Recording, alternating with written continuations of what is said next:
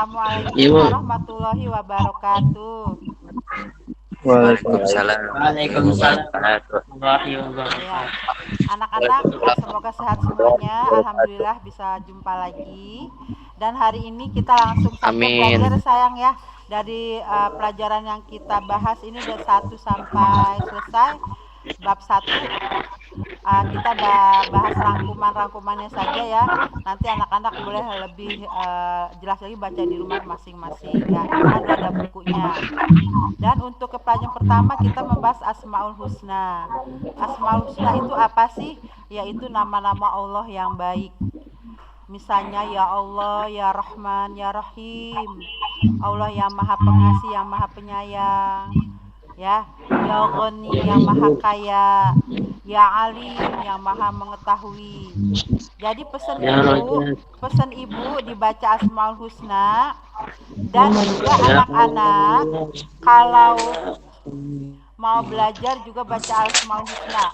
Ya Allah, ya Alim, ya Hakim, ya Rosyid. Coba ikutin. Ya Allah, ikutin. Ya Allah, ya Alim, Ya Allah, ya Hakim, ya Hakim, ya Rosyid. Itu doa supaya kita cerdas ya anak-anak ya. Asmaul Husna dikasih ilmu, dikasih petunjuk, dikasih kecerdasan. Jadi Asmaul Husna ini kata-kata nama-nama Allah yang baik. Jadi istilah ada Asmaul Husna ini karena nama-nama yang baik yang dimiliki oleh Allah Subhanahu wa taala. Contohnya apa tadi? Ya Allah, ya Rahman, ya Rahim, ya Karim, ya Malik, ya Kudus. Ini boleh kamu baca ketika mau berdoa, ya. Berdoa kepada Allah Subhanahu wa taala, baca Asmaul Husna. Kata Al-Karim artinya pembenaran Allah Subhanahu wa taala terhadap keimanan hambanya dan janji-janjinya atas mereka. Jadi kalau kita baca ya Karim, insya Allah kita akan mendapatkan pertolongan dari Allah Subhanahu wa taala ya. Nanti kamu baca aja nanti sampai rangkuman sampai yang nomor 7 ya sayang ya. Nanti yang belum jelas boleh ditanyakan. Sekarang kita buka halaman 17 mengenai jilbab ya. Jilbab. Halaman berapa, Bu? Halaman 17. Halaman berapa, Bu? 17. 17 ya? Nah, 17 ini berapa, Bu? 17. Halaman 17 ini tentang 17 saya. Tentang jilbab. Jilbab itu berasal dari bahasa Arab yang berarti jalabah, yang bermakna membawa dan menghimpun. Sedangkan secara istilah adalah kerudung. Jadi seorang wanita muslim harus menggunakan jilbab untuk menutupi rambutnya, auratnya. Udah, Bu, Udah ya. Udah alhamdulillah. Jadi seorang wanita muslim harus menggunakan jilbab atau kerudung untuk menutupi auratnya. Dia perintah Allah Subhanahu wa taala. Nanti kamu lihat nanti di sini ada ya ayat-ayatnya, boleh dibaca. Jadi menutup, kalau auratnya namanya jilbab itu nutupin sampai leher ketutup sampai ke bawah ya. Jangan hanya kepalanya aja. Dan kalau pakai jilbab itu harus yang jangan tipis. Ya, jangan transparan. Atau bajunya juga ketat. Jadi kalau pakai jilbab itu bajunya juga rapi, kerudungnya juga rapi, menutupi dada, menutupi leher dan dada. Karena apa? Karena dengan menutupi aurat itu Allah itu menjaga keselamatan kita. Ya, akan menjaga keselamatan hidup kita. Kalau kita pakai jilbab itu biasanya orang lebih menghormatin kepada kita. Karena apa? Kita menutupi aurat kita. Aurat itu apa? Rambut, kalau untuk perempuan, telapak tangan, jadi sampai kaki itu kita aurat semuanya, kecuali telapak tangan dan muka. Jadi aurat perempuan itu seluruh badan kecuali telapak tangan dan mukanya itu tidak ditutup. Seperti ketika orang sholat, ya. Aurat dipahami sebagai sesuatu seseorang yang ditutupi. Jadi aurat itu harus ditutupi ya, jangan terbuka. Terus batas kalau perempuan tadi saya sudah sampaikan ya sayang, seluruh badan kecuali muka dan telapak tangan. Tapi kalau laki-laki apa coba? Antara pusat dan lutut itu harus ditutupi. Ini anak laki udah paham pasti ya. Nah, kalau aurat perempuan Dari pusat seluruh dari badan, sampai lutut. nah gitu, pusat dan lutut. Apa tuh pusat dan lutut? Kamu udah lebih tahu dari saya ya. Oke, lanjut ya. Nah, kita rangkuman sekali lagi, kita buka halaman 26. 26 ya. Kita belajar sikat-sikat, tapi nanti kalau ada yang nggak paham boleh ditanyakan ya. Kalangan halaman 26, rangkuman tentang materi bab jujur. Kenapa sih kita harus jujur? Karena orang jujur itu pasti selamat hidupnya. Ya, kalau kita tidak jujur, insya Allah kita akan menjadi orang yang hati kita, batin kita tersiksa. Pasti. Contoh nih, kalau orang sifat jujur. Seseorang yang biasa jujur, pergi ke suatu tempat. Tiba-tiba ada barang yang hilang. Karena dia jujur, kira-kira dituduh nggak mencuri? Kira-kira kalau orang yang biasa jujur. Misal ada barang yang hilang, teman-teman kamu, kira-kira dituduh mencuri nggak kalau orang yang jujur? Saya tanya. Halo? Halo? Tidak, Bu. Tidak ya, karena sifatnya jujur. Tapi kalau orang yang tidak jujur, kira-kira dituduh nggak? Orang yang nggak jujur? Bisa jadi. Ya, bisa jadi. Nah, makanya itu pentingnya orang jujur itu, insya Allah dia akan selamat hidupnya. Jujur sesuatu yang dilakukan dengan hati yang ikhlas, hati yang baik. Jujur itu membawa kita kepada keselamatan. Kita diperintahkan oleh Allah Subhanahu wa taala untuk selalu berkata jujur. Dan surat At-Taubah ayat 119 yang artinya, hai orang-orang yang beriman, dan bertakwalah kamu kepada Allah, dan hendaklah kamu menjadi orang yang jujur dan benar. Jadi kalau selama kita jujur, selama kita benar, hidup kita akan selalu ditolong oleh Allah Subhanahu wa taala. Misalnya kita dalam kesulitan nih belajar, kesulitan ekonomi, kesulitan apa saja, insya Allah kalau kita jujur, kita akan mendapatkan pertolongan dari Allah Subhanahu wa taala. Jadi dari sekarang selalu berlaku jujur ya. Sama orang tua juga jujur, sama ibu guru juga jujur ya. Karena jujur itu membawa keselamatan dan perintah Allah Subhanahu wa taala. Imam Al-Ghazali memakai sifat jujur itu ada beberapa macam, yaitu jujur dalam niat. Niat itu misalnya mau sholat zuhur, ya niatnya sholat zuhur. Usolli fardhu zuhri arba'a rakaatin mustaqbil qiblatillahi ta'ala. Jadi kalau niat itu nggak boleh beda ya. Misalnya jujur dalam niat itu kata Imam Al-Ghazali, misal kita mau niat sholat zuhur, niatnya sholat zuhur. Jangan beda, mau niat sholat zuhur, sholatnya asar. Itu dalam niat. Atau niat, kalau niat dalam Islam, baru niat kebaikan dapat pahala 1 kali. Ya, baru niat dapat pahala, dikerjakan 2 kali pahalanya. Tapi kalau niat kejahatan, selama belum dilakukan nggak dapat dosa.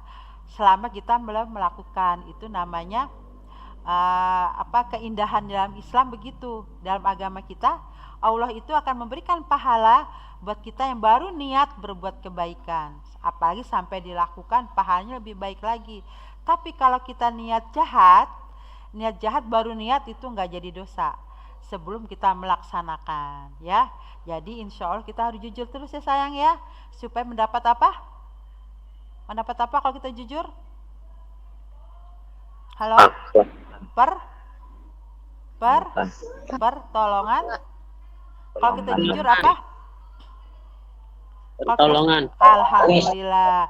Jadi jangan takut untuk berlaku jujur, dan hati kita jadi tenang kalau kita jujur. Kalau kita nggak jujur, hati nggak akan tenang, gelisah hidup kita. Itu membuat penyakit nanti jadinya ya, penyakit hati, penyakit pikiran. Ya sayang ya. Jujur Bu, sangat kata guru saya, jujurnya itu manis, Bu. ya. Kenapa sayang?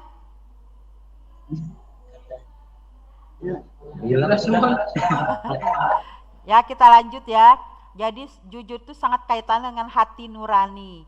Kalau hati nurani kita biasa jujur, hati akan tenang. Tapi kalau kita sudah tidak jujur, hati akan menjadi sedih, galau, ketakutan ya. Nah, insya Allah kita semua jadi orang yang jujur. Seperti Nabi kita Muhammad SAW, gelarnya Al-Amin, jujur dapat dipercaya ya. Insya Allah. Insya Allah. Jadi manfaatnya jujur apa? Coba ibu tanya. Mendapatkan ketenangan ya.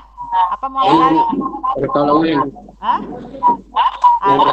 Dapat pertolongan. Jujur itu dalam perbuatan, dalam niat ya. Jujur juga dalam perbuatan amal kita harus jujur. Insya Allah mendapat pertolongan dari Allah Subhanahu wa Ta'ala. Kita buka lagi halaman. Coba dibuka lagi halaman 36. Coba halaman 36.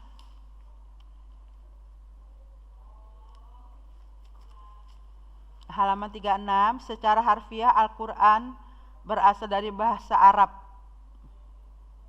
Jadi alhamdulillah ya, Al-Quran itu pedoman hidup kita. Sama tadi jujur juga membuat hati kita tenang.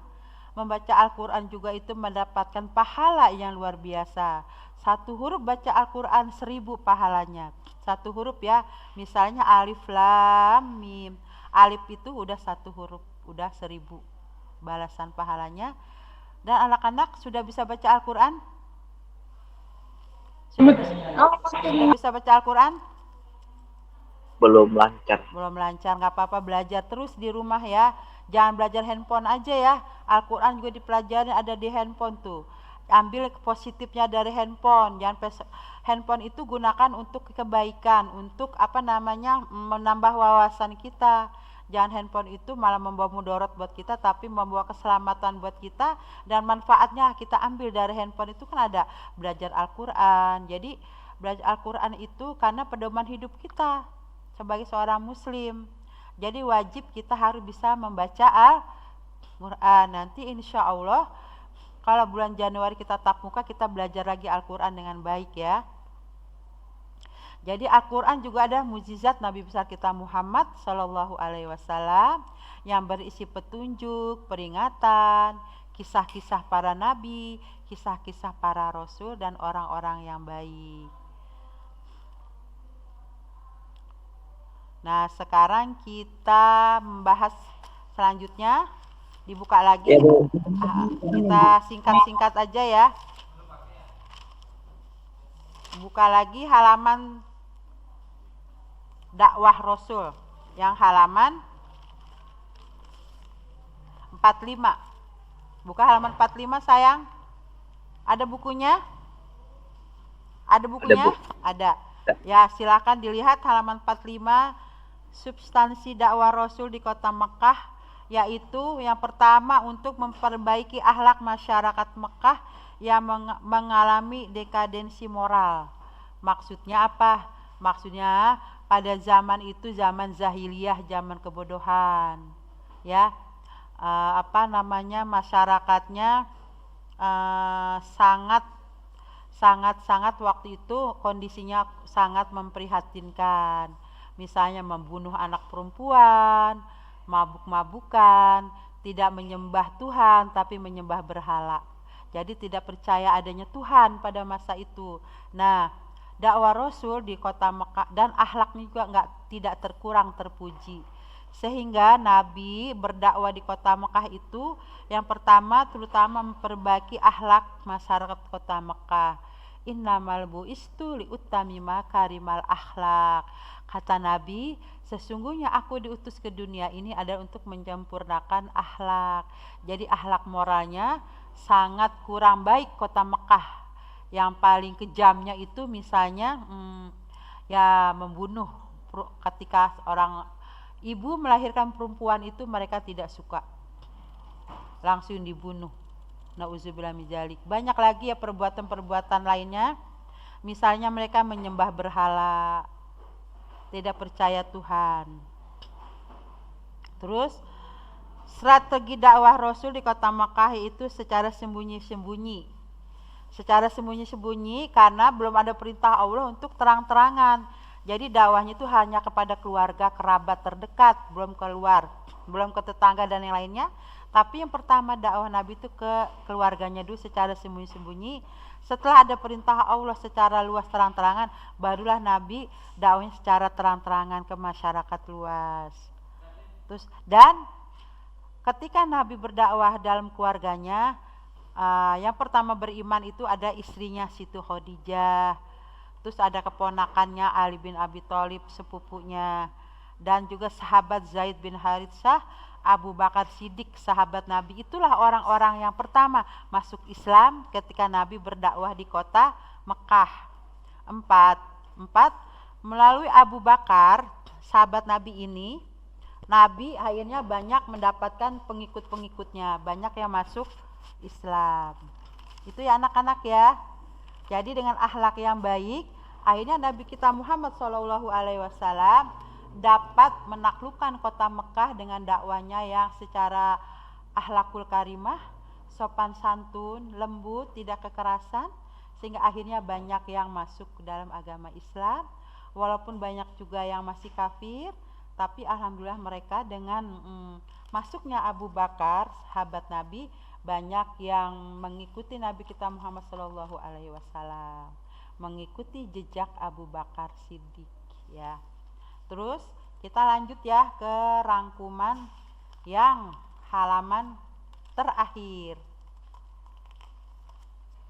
Coba dibuka yang ada bukunya. Ada bukunya semua? Ada bukunya? Ada, Bu.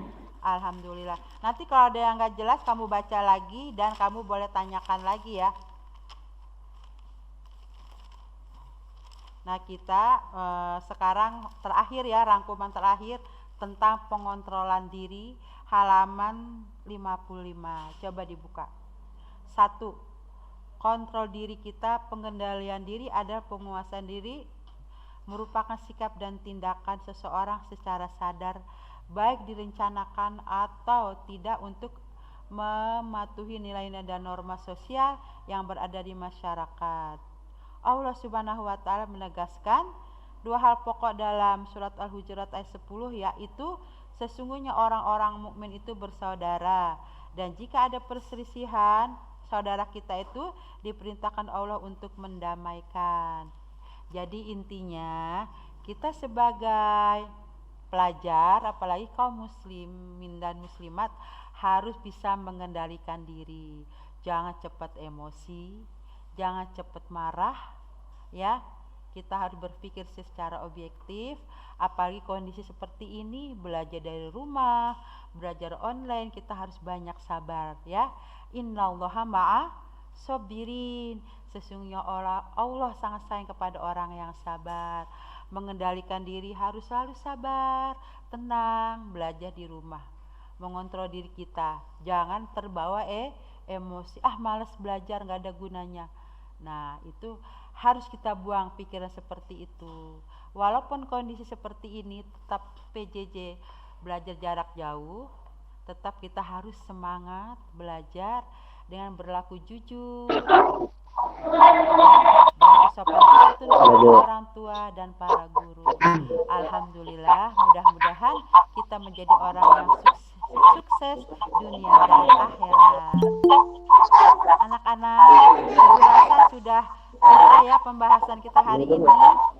Pembelajarannya tadi tentang asmaul husna, tentang sifat jujur, tentang jilbab, tentang dakwah Nabi di kota Mekah, dan sekian nafs tentang pengendalian diri. Mudah-mudahan anak-anak dapat memahaminya. Anak-anak boleh baca buku lagi lebih rajin. Nanti